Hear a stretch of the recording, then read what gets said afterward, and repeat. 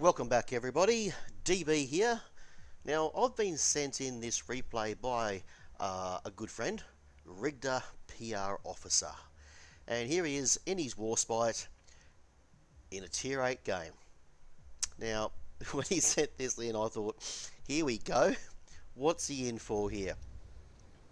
Well, the good old HMS Warspite. Show 'em what we've got, chaps. Not the best ship in the game. However, when this thing was laid down in the First World War, this was a state-of-the-art cutting technology ship. 15-inch guns for the Royal Navy, that was largest of its size at the time. Oil-fired, not coal-fired. Big step forward for the Royal Navy. But here she is, battling ships from World War II. Now this ship did go through World War II and did quite well actually, believe it or not. I mean, spent most of its time cruising up and down the Atlantic, had a bit of time over in the Indian Ocean, got hurt there, ended up back in America to be refitted for 6 months, and then spent a lot of time running around the Mediterranean giving Jerry what for. And the Italians. Yes, don't forget about the Italians. This thing did fire on the Italian mainland shore batteries and troops at one time as well. So this HMS Warspite, she really got around. Ended up with the nickname the Grand Old Lady. And that wasn't given to her until mid-World War II either. So, a very interesting ship. Now, here's Rigda deciding where the hell am I going to go. Oh, look, he's having a look at his purdy ship. Purdy. Yep, very nice. Not a lot of AA on this ship.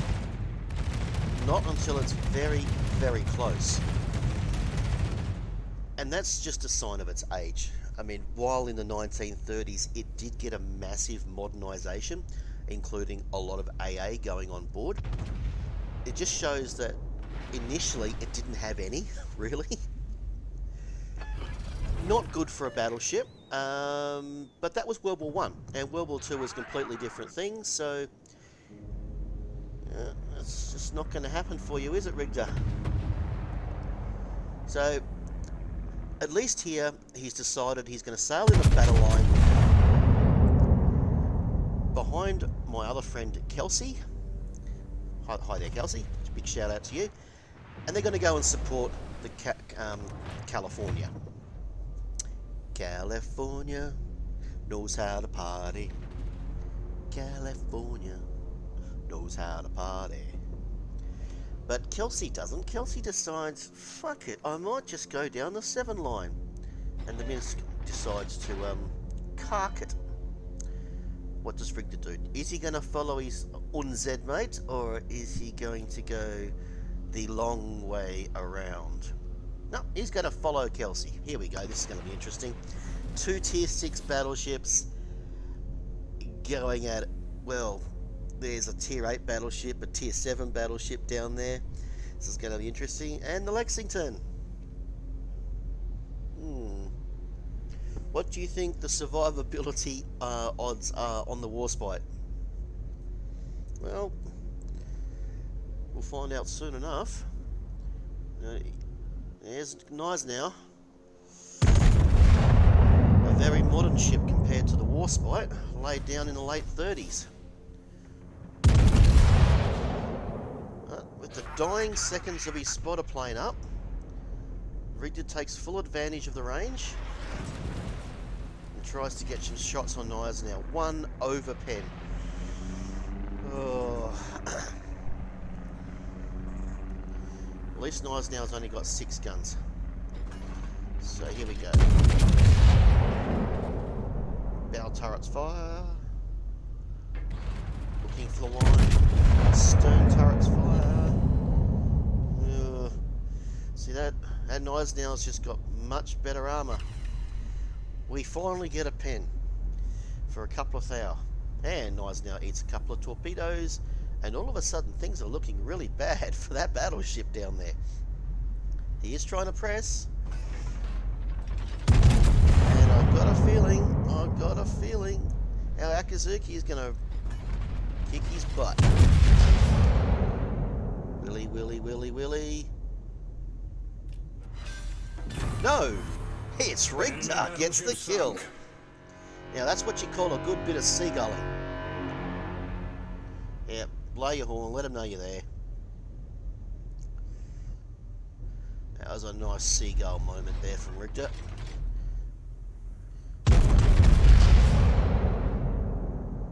Lines up the Makarov. What can we do to this cruiser? The rear gun's moving fucking slower than a fat man in a hailstorm. Are they hand cranking those rear turrets? They've got to be. Either that or they're coal powered.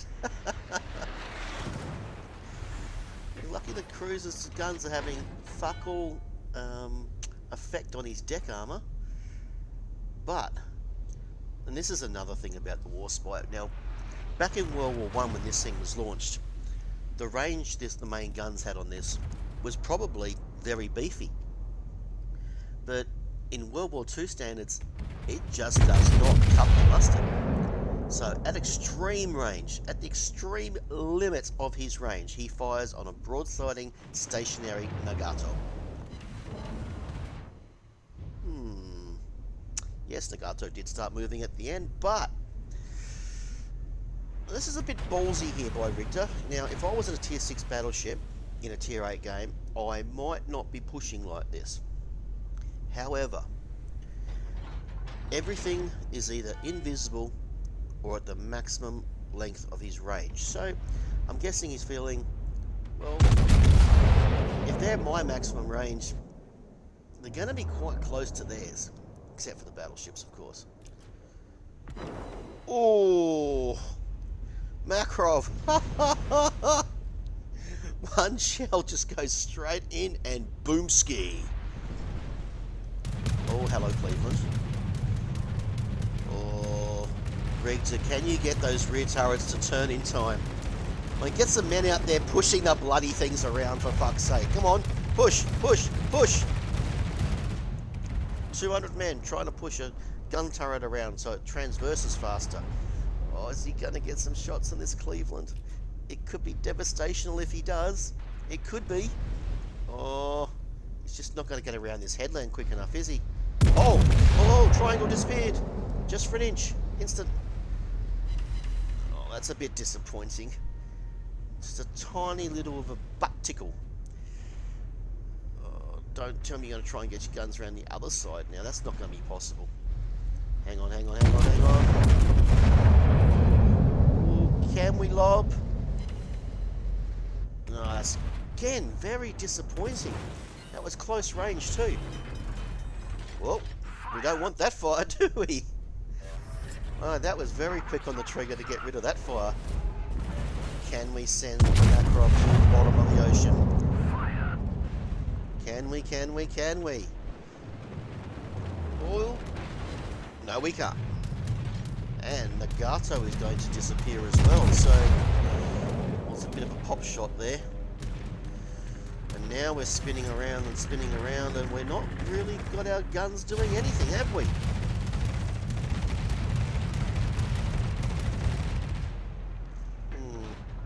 We are on a double permafire though. This is not good. Spin your guns around. Now at this point I'm thinking, what's he going to do? Is he going to do a full 360, come around the FG line and attack the Cleveland? And just when I think that was a possibility, no, he's not.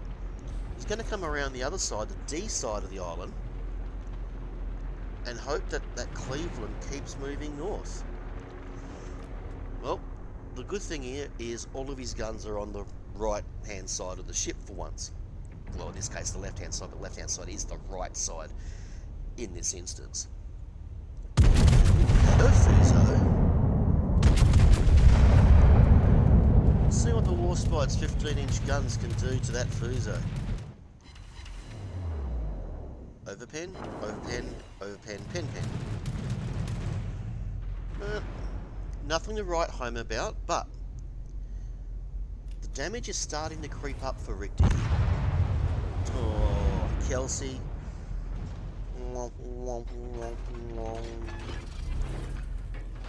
Got Lexington by the Lexington. So here we go. Spotter plane's up. And I'm not really sure what he's doing with this spotter plane. I'm wondering if he's trying to keep that Cleveland spotted. Well, if that's his aim, it's not really working, is it? Well, a Massachusetts. Now that is a little bit out of your league, Rigda. You are in a Warspite. He is in a Massachusetts. 16-inch guns versus 15-inch guns. Much more armor versus a lot less armor. Ooh. 1 pen. Not much damage though. About 4k. It's not a lot. Oh, and a Dunkirk. Oh, do you really want to be playing with these big boys? Do you really? At least he's Fubuki, he's pushing into C-cap, and they're going to get that. So, while both sides only have 1 cap ticking at the moment, Rigda does have a nice points lead. Numbers are equal. This Dunkirk is really deciding to give a lot of broadside. I mean, he's hanging the skirt out there. A lot of ankle. Bit of fishnet stocking. Ooh. It wasn't highly punishing, but it was good enough. Very good enough. There we go. He's... Oh, this is very ballsy, taking on a Dunkirk and a Massachusetts. They're both bow tanking. Or is it just a case of they're swinging around? Nope, they're swinging around. Look at that Massachusetts. Now that is a spanking. All through the front deck armour. Now, I think the Dunkirk's only 25mm and, yes, 15-inch guns. They're not overmatching. But in this instance, they penned. Here we go, here we go. I don't know if this is the better target. Oh, he's waiting. He's seeing the broadside being presented. He's waiting. Massachusetts eats torpedo deck. Oh, lovely wait. Lovely. Just waited on it and was rewarded with 2 pens and some decent damage that time. Oh, but he gets butt smacked by the Massachusetts in the return volley. Now, Massachusetts has a lot of torpedo problems here at the moment. He seems to be evading them. And that enemy CV, the enemy Lexington, does not want Rigda to get out of his sight. He's just giving him a lot of curry all game. 2 pens, we'll take that. We'll keep coming. It's only 5k though. At this point, when I watched the replay, I thought, get back, Rigda. At least someone else had the same thought, because I thought Massachusetts is going to ram. And then I saw Massachusetts is not going to ram. Come on. Yes. Right at the cheeks and boom ski. Oh. Just when I thought he had a very, very, very good heel, a very opportune time, the Massachusetts just butt slapped him again. I don't know what the horn was there for, Rigda. Is that meant to intimidate the Massachusetts or something? That, you know, you're perma-fired, you're burning, looks at the arse and... Oh yeah. You won't be surviving these, mate. You will not be surviving these. You're surviving them?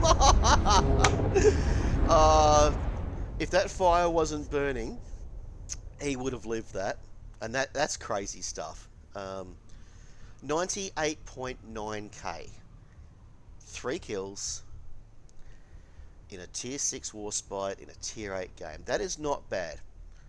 On top of that, he's pretty much cruised around the entire map because he's come from not far north of where he died. He's pretty much died at his spawn point. He's gone all the way down the 8 line, all the way down to where those two DDs have died, at about F8, and then turned around and come back all the way over again. That's a decent amount of sailing for a little tier 6 ship. That could. Now at this point, the team can still completely throw this match. Ends in 5 minutes. There's only the California and the Lexington left alive. They're losing CCAP. Now Lexington is coming over to deal, or try and deal with Kagero and stop that CCAP being taken. But if they lose that CCAP, they could lose it on points damn easily right here, right now. Come on, Lexington, you can do it. He's sailing around. He's had a shot. He's having another shot. Didn't look to be much damage in that one. So he's coming back again. This is good, this is good. Come on, Lexington, you can do it. California tries to provide a bit of fire but misses. And Lexington gets some hits. Now, there's only 2k left on that Kagero. And the points, well, 2 caps to 1. They're catching up. If Kagero doesn't die, oh, and then he dies. I was going to say, if the Lexington does not get the Kagero this pass, they'll probably lose the cap and could lose the game. But now, with 2 caps equal, 100 points difference because of Kagero's death, it looks pretty solid for Rigda's team at this point. Now, all that Lexington and the California have to do is stay alive. Stay alive for roughly, well, I don't have the counter, but I would say 2 minutes. And they should be able to win just on points. Less if they can kill the Fuso. So here we go. California versus Fuso. Massive, massive difference in health. You would like to think that California would do this. But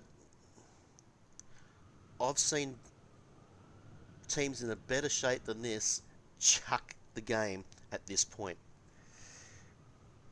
and lose. Nah, Taz Aussie does not feel like losing and dying today. He takes out the Fuso. Now it's a 200 point ball game. It's, well, you don't want to put the mockers on them by saying it's almost impossible to lose at this point, because I never cease to be surprised by the stupidity of some people in this game. It's like there's a prize for the person that can throw the game the hardest and the fastest.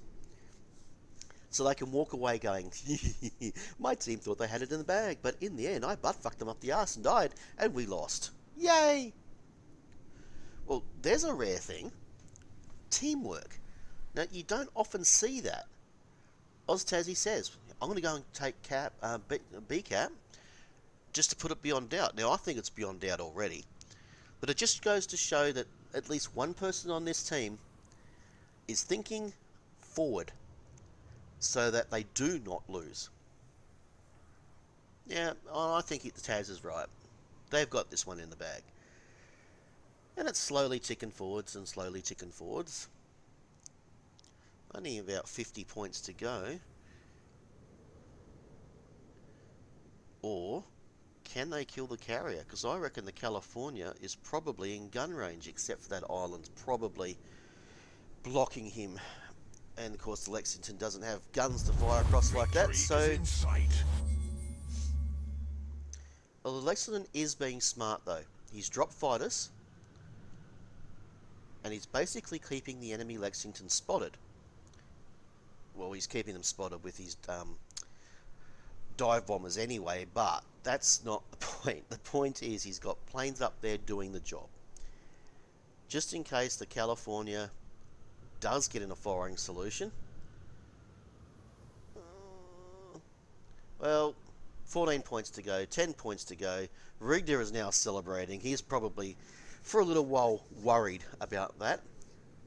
28 seconds to go in the game, and it's over. Well done. And now to the results. Now look at this. 98.9k. 12 planes for a ship that has no AA. That is amazing. And 3 kills. Also happens to be on top. Nearly 1,900 base XP. That is awesome. He even beat the CV. Thank you, guys.